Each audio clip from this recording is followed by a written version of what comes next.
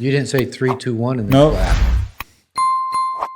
Welcome. You to just skipped to the 3, 2, 1. we usually have a joke about getting the flies, and Getting I the- actually once took 2 flies in one slap. In one slap. Yeah, That's impressive. yeah, the very small ones though, but there were 2. That's even more impressive that they were small. 2 big ones would be easy. Yeah. Welcome to my house, Robert. Your house is beautiful. When you said you lived in a castle, I was expecting stone floors, stone walls, maybe a fur to sit on, a fireplace with a big burning. This is fucking beautiful. It's Modern art everywhere I look. Yeah, it's part of my recovery process. What are you recovering from? I used to be one of those nice guys you've heard of. I've heard And of those. sometimes I still kind of retract into that, but treating myself well, living in a beautiful place, that's part of my process. It's a good process. Yeah. I agree with it. I support it.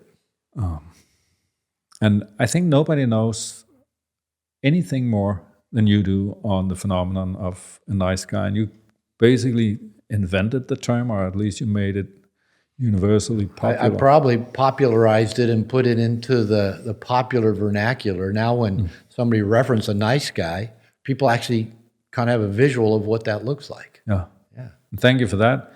You're welcome. Morten, who's producing, and Thomas, who's co-hosting this weekend's event with and myself, we all can say this book changed our life. And for the better. Morton, when he introduced himself to me this morning, thanked me for writing the book. He says, you probably get tired of hearing it. And I said, no, I never do. I had no idea when I spent 6, 7 years working on the book years ago, 30 years ago, I had no idea the impact it would have on the world. And I'm grateful. I'm 3 years down in writing what I'm hoping will become a book one day. So just knowing that you spent kind of half a decade doing yours, it's comforting for me, because I whip myself like a good, nice guy that it should be perfect and it should be finished by tomorrow. I went through that, and I still do it with the unfinished books I'm working on as well. It doesn't go away. We just get to be better observers of it. Yeah. But again, thank you for coming to my house. I think a lot of what I hear you talk about, and a lot of the podcasts you do and interviews everywhere is about what is a nice guy and where does it come from. And So you're going to ask me all those questions? no, like all I the think other we'll interviewers? skip. Let's skip that. You've been working with men for what, 30 years, 40 years? I've been a therapist for over 40. I got my master's degree in 1979, so I won't even try to do the math on it. And so I worked with couples, men, women, individually and couples for many years. And as I started doing my own personal work and discovered that I was a nice guy, and I started hearing men coming to me for therapy with their wives or girlfriends saying the same things I was saying. I'm a nice guy. I treat her better than her ex. I'm raising her kids. They go to private school. I buy her everything she wants. She flies first class. Is never good enough. She's never happy. When's it going to be my turn? Oh, and she never wants to have sex anymore. I thought I could finish her sentences for them. So really began my first No More Mr. Nice Guy men's group probably 30 plus years ago. And then really, I'd say for the last 20 to 25 years, I've pretty much exclusively worked with men. It's been my focus. It's my passion. It's trailing. I've been working as a couples therapist and individually with clients for 20 years, 19, 20, 21, and doing men's work all along. So I'm a decade behind you, but I'm also a decade younger. So it's Decade younger. Okay. Let's just go with that then. We weren't in a race with each other, were we? no, Not a competition. No, right? but you want. I've found for my process, both professionally and my personal development, I need somebody to, like the little thing the greyhounds are chasing at the races. I like to observe somebody who's walked the path before and not walk in their footsteps, but see, okay, if he can go that far, I need to kind of level up and keep going. So I have a psychologist I used to see as my therapist. He died a few years ago at the age of 99 years old. Wow. And I have a competition. I want to be older before I set my professional or private shoes. Okay. You know, even in finishing No More Mr. Nice Guy, because, you know, writing a book, as you found, is a major project. And you get discouraged. And usually you just kind of put it off. Well, I'll work on it tomorrow. You know, next week I'll have more time. And one of the things, because I didn't know if anybody would even read the book. I didn't know if it'd get published. A lot of publishers said, Robert, we like your book, but our marketing department says men won't buy a self-help book. I thought, well, you don't know the men I'm working with. And good news, you know, 25 years Turn out then, they do. Yeah, my royalty checks keep getting bigger every year. And so men do buy self-help. Now, all of that was pre-Amazon, pre-podcasts, you know, a lot of the internet stuff. So, but one thing that kept me going was just knowing that if it's been done before, it can be done again. Or one of my mantras is, what one man can do, another man can do. So even if it's not a competition per se, I think we need people to inspire us, people that have gone before us who've, you know, we don't have to reinvent the wheel. Now, we do tend to do that. We seem to go out and try to have to figure things out on our own. But having other people who've already pioneered the way or had the struggles. Scott Peck, who wrote The Road Less Traveled, one of my all-time favorite books, and I'm told the all-time best-selling self-help book. He says in there that therapy, for example, is one of the few legitimate shortcuts.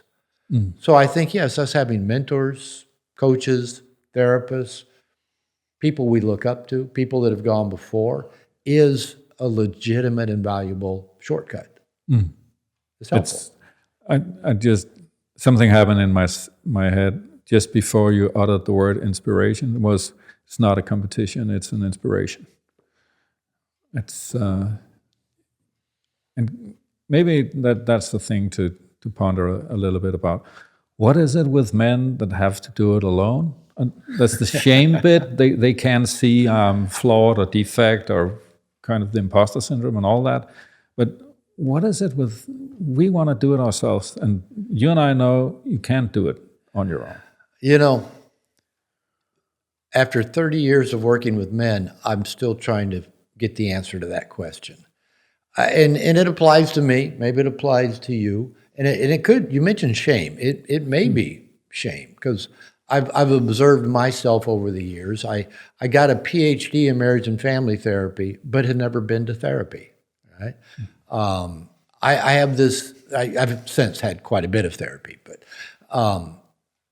I think for me, I can't speak for all men, it may be a shame, it may be shame or some sense that I should already know it. I should already be good at it. When I took up golf several years ago, I thought I could just teach myself, and I realized, no, you have to have a golf coach. The best golfers in the world have golf coaches, right? And so if the best athletes, if the people are the best at what they do, have coaches, who am I to think, well, I can learn this on my own. I can figure that out. And that is the thing, like you mentioned, I see in men, because what I've realized, I still fall into that trap. We're talking about cameras and sound equipment. My first go around, I did all the research on my own and found out what your producer knows and what you know as cameras. And so I went out and got my equipment. Second time around, I hired a professional to help me with it. And he said, let me sell your cameras. I'm going to get you one camera, this equipment. I'll help you learn to use it. And I go, oh, that is so much easier. Yeah. And I guess I'm kind of at that phase of my life. It's easier to ask people to help you, to ask people to teach you, to have people show you the way, or have people set up all the gear and you just sit down and talk, right? But it's taken me, a lifetime to figure that out. So what I've found for me in just working with men for over 30 years, as a therapist, I found that I could do individual therapy with a guy and make progress, but it was just two dudes often sitting around being intellectual with each other.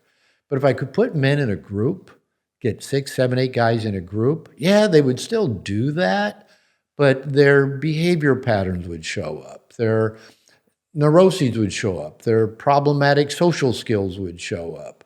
Some guy would either talk too much, or some guy not enough, or some guy would crack jokes all the time, or another guy be a know-it-all. And you get guys in a group, and once they start kind of trusting each other and getting vulnerable, getting real, they start calling each other out. And they start bringing those things up. And all of a sudden, we start getting real feedback of how we show up in the world and how people perceive us. And it's like other people can see us in ways we can't see ourselves, often for the good. You know, so often if we think we reveal ourselves in a group of men, we think we're going to get criticized or attacked, because maybe that's been our experience growing up. And it's usually just the opposite. People say, no, I respect you for that, or no, you bring this great gift, or I love this about you. And that's such a powerful thing for men when we actually will let other men in, get vulnerable, be real, be authentic, let other men give a shit about us as we give a shit about them. It's amazing how everything in our life gets easier. Yeah. And it's like when we don't have to do it all alone. Again, you know, what if you came in, you had to set up all this gear, set up all the equipment, the lights, the cameras, the sound, this, you know, isn't it just easier to just sit down? Yeah. Because you have help. And you're probably not good at all of these different... Exactly. We're not experts at all of that. And in the time it would take to become experts at all of that, it's just so much more productive is to have other people in our life that are part of our team, our tribe, and we do it together as a team. And that's where I see men make just the biggest advancements in their life, is where I've made the big... I've had the most growth in my life whenever I was in a men's program, a men's group of some kind. Oh. And I'd grow in every way. My relationships would get better. My business would get more productive. I'd typically get into better health and better shape. I'd sleep better. I'd get more done. I would relax more. I'd have more fun, more friends, more adventures, all because I wasn't just going it alone. Oh. I'm stuck with one thing you said about when you reveal yourself, you tend to get feedback, but not kind of the criticism you expected. Yeah. We had one guy leaving one of our groups, 10, 12 guys, and he all kinds of different reasons, but one of them was basically that he didn't feel included. And when he said, I'm going to leave and I'm not going to debate it, or 100% of all the other guys is sort of, you can't do that. We want you to be here. We like you to be here. I get inspired from you. You're a valuable part of this group. Yeah. He was showered in recognition and love. And I think it came to as a surprise to him. But then, and I've seen that numerous times, especially with people who might have somewhat avoidant attachment style. It's not possible to be in error. So I've made my decision. I cannot admit that it was a stupid decision. So I'll run off the cliff anyway. Did that guy still leave the group after getting showered with love? Unfortunately, yes. Yeah. The door's still open. We have to be a real dickhead to get thrown out of our program. So the door's always open, even if you leave. And Thomas, you realize this, I'm sure, personally and professionally. I think for many of us, it actually feels more comfortable and easy to hear the negative stuff, the criticism, what we already believe to be true about ourselves, to actually hear the good stuff. No, you're this. For me to walk into a room and people say, Robert, thank you for writing the book. You've blessed my life. You've just, and people wanting to do things for me and gift me and praise me and serve me and tell me positive things. that's outside my comfort zone. Yeah. That's not my perception of self in the world. And so that may be even one of the reasons unconsciously we do just isolate, because then we can stay in our own little echo chamber that just keeps repeating the same stories about ourselves in the world that feel normal and familiar, and to actually receive a communication that we're lovable and people want to demonstrate love through affection, through touch, through praise, through time spent with us. We go, no, I'd rather have my alone time. It's too confronting. Don't bombard me with all that good stuff. It's confronting to the identity or the ego. It's one of the first places I went to therapy. I was totally screwed. It was a then very famous, or I'm searching for the word, but not always for the good. It was a very charismatic therapist. Some of his features actually reminds me about you. But one of the exercises, that would be group therapy always. In a worn down house, was really crabby, but it's so a lot of people who were kind of left by the system. And one of the first exercises you were exposed to is you just stand up. People have been together with you 1 or 2 or 3 evenings maybe. And then everybody on turn praises you. Yeah. And there's only 2 rules. You have to face the person speaking to you, and you can say nothing. Yeah, I love that part. I knew that rule is coming. 60, 90, maybe 120 seconds, and you're completely devastated. Yeah, as I said, it's so much easier to spend 60 seconds hearing the criticisms that match our own internal dialogue about ourselves than hearing 60 seconds of love and appreciation, because that's not in most people's internal dialogue. No. It's not usually what we internalize as children. It's not what we've gotten from the opposite sex through adolescence. It's not what we've gotten in the work world. And kind of going back to your question of going it alone, I think we go it alone so we can just stay in our own little echo chamber that feels manageable, familiar, and controllable to actually get out in the world. I mean, for you and your partner to bring me here to Denmark and have this experience, it's out of my comfort zone. I mean, I've had to, I told my wife before I left for the trip, I said, I'm feeling some anxiety about going on the trip. And her response is always, why? You'll be great. It'll be fine. I go, I know that. I know all of that. And it's still me stretching out of my comfort zone to live in an abundant world where people want to give to me, where people do care about me, where people think highly of me. That is still stretching my own internal view of self in the world. Oh. And it may always be. And maybe that's okay. Maybe it's okay that life will keep stretching me beyond my own internal dialogue and view of self in the world. And I'm open to letting it. I'm open to welcoming in the gifts and the love and the care and the concern from the people around me. And because who am I to rob them of the opportunity of loving me? But yeah, we go through life, and I think we'll probably talk a lot about it this weekend at our events, of how most of us walk through life with these walls up, protecting ourselves from letting people get too close. And our first perception might be, well, I don't want anybody to get too close because they might hurt me. But maybe even the deeper one, the bigger one, I can't let people get too close because they might love me more than what I can handle being loved. It's that's my experience, both from working with clients and with the men's in the men's group, and from my own personal life. I was one of the fastest failures in the love bombing exercise. I mean, it took them 20, 30 seconds before I cracked open. And I see it when we do it. We adapted that exercise and do it in the programs we run, and it's one of the most magnificent ones. We have everybody gives everybody written feedback. So you'll tell a guy, I think you're good at this, you're skillful at, and I think you should practice this thing more.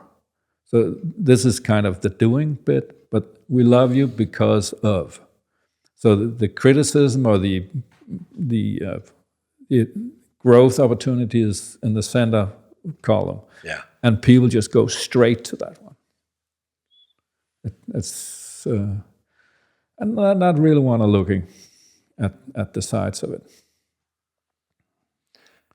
Yeah, well, our work's cut out for us to help people actually learn to love themselves. And one of the things I've been telling people for some time is we can't actually love somebody else more than we love ourselves, and we can't let anybody love us more than we love ourselves.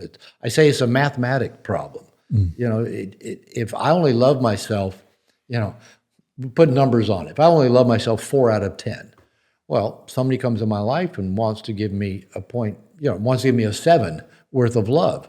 I won't let them. I either won't invite those people into my life. That's because you know they're up to something. There's got to be a hope.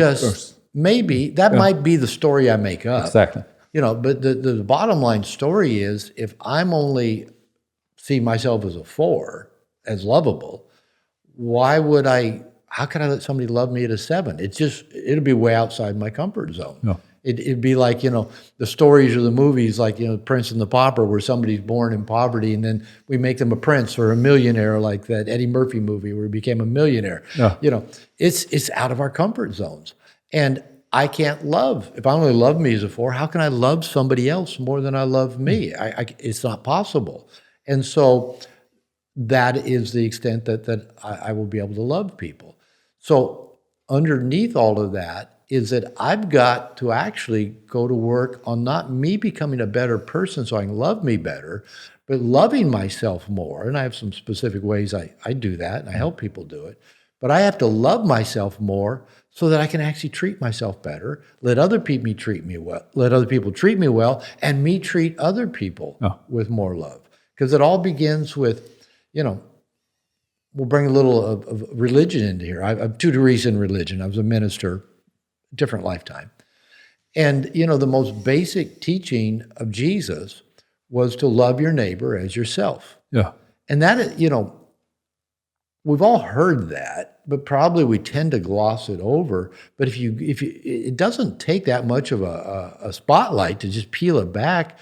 Jesus was talking about the standard of all love.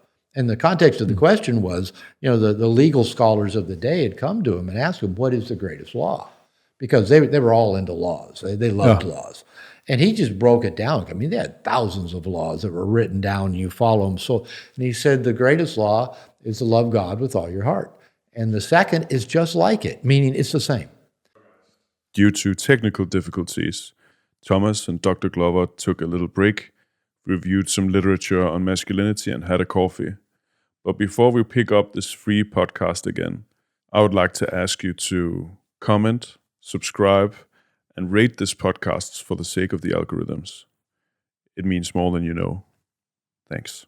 We're going to seamlessly pick it up like nothing happened because we just spent 20 minutes looking at your bookshelf while we waited for the digital card to download, and we can start again. While I was very much in contact with my nice guy, screwing up, bashing myself, making an error, you know that. And we could talk about it. Yeah.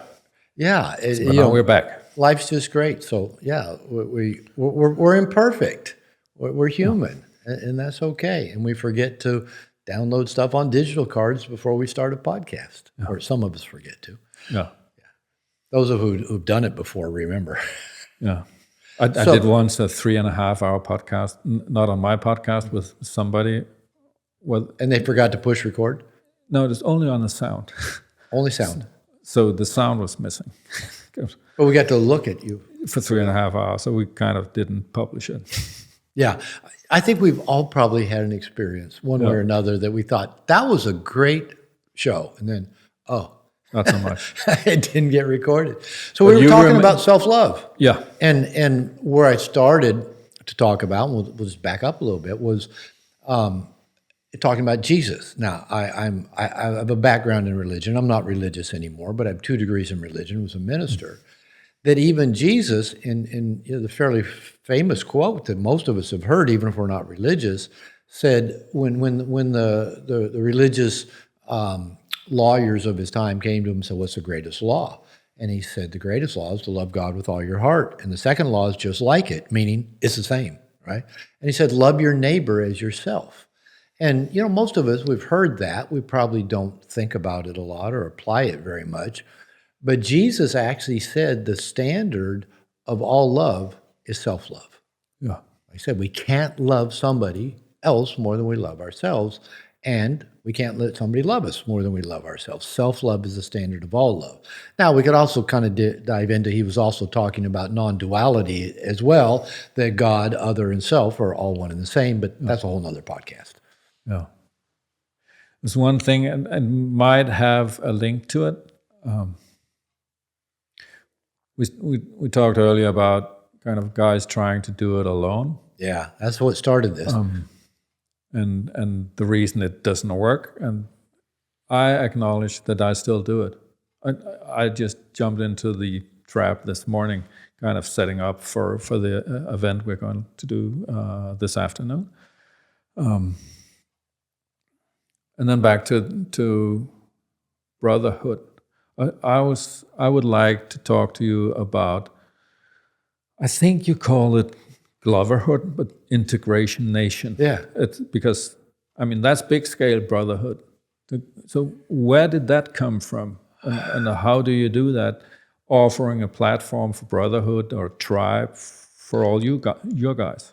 Well, it dawned on me a long time ago, as I said a little bit earlier. I think my most significant personal development has always occurred when I'm in a program, a men's group, 12-step program, men's gatherings, especially where I have men who know me well and hold me accountable and support me and love me for good and bad. And I have a men's group that I started 7 years ago. There's 7 of us in there, where you get on a call every day. In fact, it should be, well, we have a call today. That'll now be 8:30, my time here. I don't know if I'll make it or not. And I got into that group when my first year into my current marriage, and we just had our 9th anniversary 3 days ago, because we were struggling, and I knew I needed men's support, because I knew I've been in a relationship before. I know when they've struggled before. I know it brings out the worst in me, and then it eventually ends up not very pretty. So I knew I had to find a men's support system, and I found it, created it, still create it. And so ever since I first started working with nice guys and first started my own work 30 plus years ago, it's always been in community, context of other men. So I've always believed in community. I've done workshops around the world. I'm here in Copenhagen, being a part of a community that exists here. And I get to be a part of that and support it. So our male ancestors always lived in masculine community, whether it's our hunter and gathering ancestors who lived in tribe, even, our forefathers over the last 10,000 years in more of an agrarian or industrial society. Men still had their men's groups. Men worked alongside men. Men fought alongside men. And nowadays, men just don't have a lot of community. Again, men do go it alone. I mean, we're living in an epidemic of male loneliness, male isolation. It's worldwide. And, we have the internet, we have social media, we have everything to connect us, and men are more and more alone and lonely. So I've always created male communities, community for men. So Integration Nation we launched 2.5 years ago, just in an attempt to build a worldwide community of men, primarily who've read No More Mr. Nice Guy, and they've found that's been part of their path. What we do isn't just built around No More Mr. Nice Guy, but it's really just about men having a place to get real and authentic with each other. Because you know this, I know it. I'll lead 4 or 5 workshops in my home a year, and I lead them just like a men's group, just 8 guys. Friday night, we just talk about why we're there, what's going on in our life, what we want to get out of the workshop. One guy reveals a little bit about himself, and then the next guy reveals a little bit more. And then another guy reveals a little bit more. And maybe the next day, another guy reveals something he didn't reveal Friday night. And there's just something about that revealing of self, that vulnerability, the getting real with each other, as we've been talking about. And the feedback we often get is not like, oh, you're evil, you're bad, or you're a dick. It's like, oh, thanks for sharing that with us. Or, oh, you're not a bad guy. Or, oh, I do that too. And we start learning we're not alone, we're not terminally unique, that everything we struggle with, usually in a group of 8 guys by the end of Friday evening in my workshops, somebody will say, I can relate to pretty much everything that everybody here said, right? There's that commonality. I'm not alone. I'm not the only one struggling with this. And I don't think you're bad because you shared that thing about you. And so maybe I don't need to think I'm bad for sharing that thing. And there's something about that. I tell the guys in my workshops, I said, we're all here, 8 strangers, you don't know each other, we're all measuring each other, judging each other, creating hierarchies, thinking I wish he hadn't come, or he's like that guy I used to know that was a jerk, and we're all doing that. And then by Sunday, when the workshop ends and everybody leaves, it's like we've been frat brothers for 20 years. Oh. Everybody, how can that happen in just 15 hours together of going from judgment and isolation to connection, to where I even led an online workshop a few years ago, speaking of Copenhagen, where a couple of the guys lived in this part of the world, and they travel and get together, and they still do a call with each other. So we go from being strangers and isolated in our own heads, in our own echo chambers, and finding just a depth of connection that's wired into our DNA that we crave. And especially what most of us men do nowadays when we want connection, we go try to get it from a woman. And most of us have not had that work out super well over the long run, but we still keep thinking it's the way to do it. And when I was a marriage therapist, I used to tell my couples, the best thing you can do for your relationship is have good same-sex friends. Women, they're good at that. They keep their friends. We guys get in a relationship, if we had friends, we may hear from them every year or two. We need that depth of connection. And actually, just honestly, the thing I struggle about as somebody who's committed to helping men is, how do you communicate that secret sauce, that joy, that depth of connection that men get when they connect deeply with other men? Because you've heard this. Men will say, oh, I just don't have that many guy friends, or men are all superficial, or men just want to talk about sports and women. Men are, but I go, no, that's not true. Men actually go deep. Even I hear women say, men just don't show their emotions. That's not true as well. Yeah. You get men in a safe place with other men, we show a whole range and depth of emotion to each other.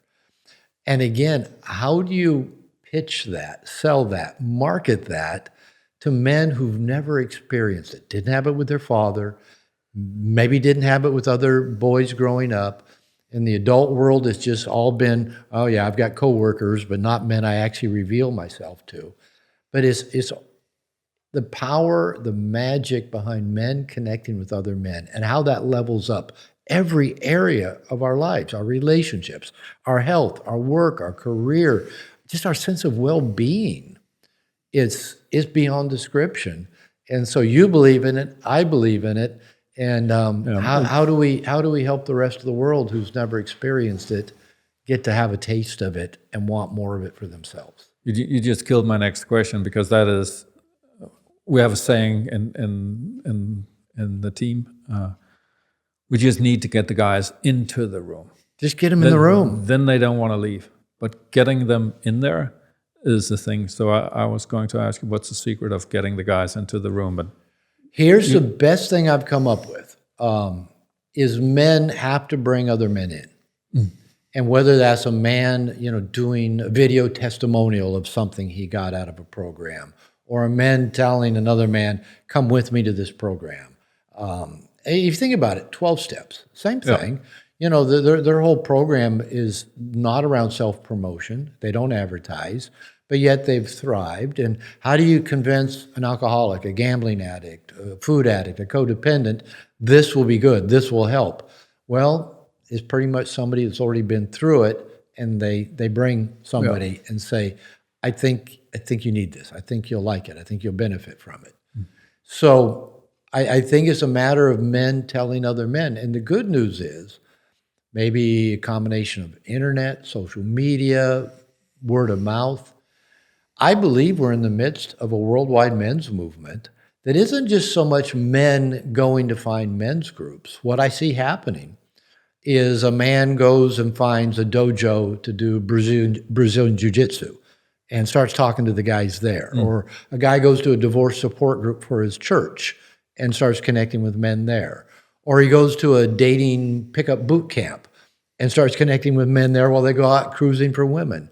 Or maybe they go to a 12-step group, that stag group that it's all guys.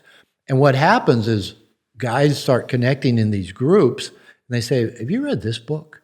Have you seen this guy's podcast? Or, come to me.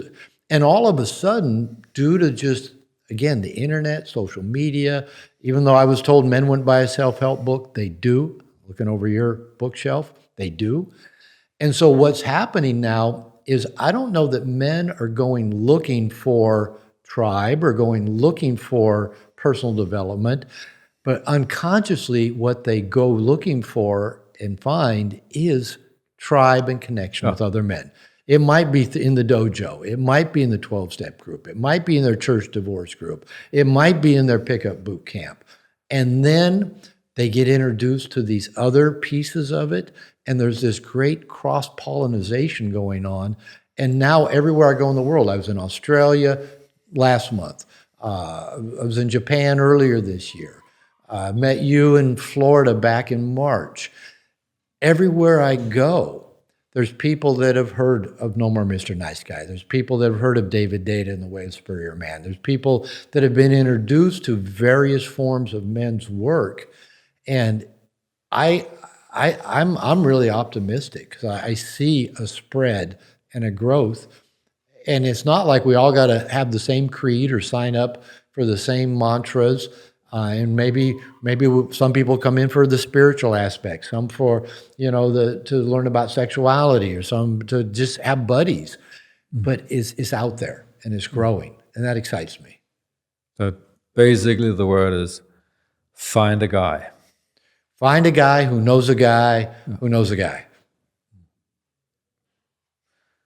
I'm glad I found you almost 20 years ago. Yeah. Not in person, but I'm glad I got to meet you in person just a few months ago and get to come hang out with you again. It's a very, very full circle to have you here and to do the work that we not really know what's going to be this afternoon with 20 guys. It's I love that about the work because you and Thomas, your partner in this program that brought me here to Copenhagen. We were talking last night at dinner about our program Friday night and Saturday and Sunday that's already sold out. And I love coming to do this. I didn't know I was sitting down doing a podcast with you today, but I love that all these just interesting things happen. And even if I don't know ahead of time, I'm going to talk about X, Y, or Z, I always know it's going to be good.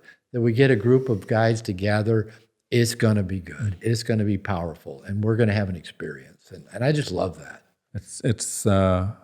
I had a guy at the last program we started that's still running, and the first thing he said after the ending of the first weekend was, "I didn't want to come.